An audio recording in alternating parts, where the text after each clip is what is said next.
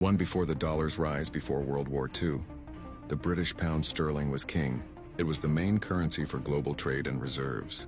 By the early 1900s, the US was already an economic giant, but the dollar hadn't yet claimed the throne. Would a World War II shift? Then came World War II. Between 1939 and 1945, much of Europe's economy was in ruins. The United States became the world's largest industrial power and the biggest holder of gold, because it supplied the Allies with weapons, food, and goods, and got paid in gold. OI3, the Bretton Woods Agreement. In 1944, representatives from 44 countries met in Bretton Woods, New Hampshire. They agreed to tie their currencies to the US dollar, and the dollar would be backed by gold at $35 an ounce.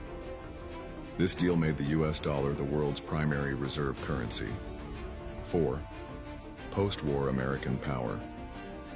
After the war, the US economy made up half of the world's GDP. Through the Marshall Plan and other aid programs, America rebuilt Europe, and those dollars kept flowing across the globe. 5. The Nixon shock. Fast forward to 1971. President Richard Nixon ended the gold standard. No more gold backing the dollar. But the dollar stayed dominant because the US still had the largest economy, and global trade, especially oil, was priced in dollars. It anchors the petrodollar system. In the 1970s, the US struck deals with Saudi Arabia and OPEC, sell oil only in US dollars.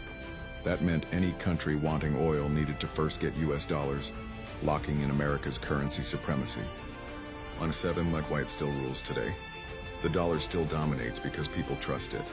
The US has political stability, strong financial institutions, and deep financial markets. US Treasury bonds are seen as some of the safest investments on earth. And in global trade, over 80% of all foreign exchange transactions involve the US dollar. Here's closing hook. From a young nation's currency to the backbone of the global economy, the US dollar didn't just rise by accident.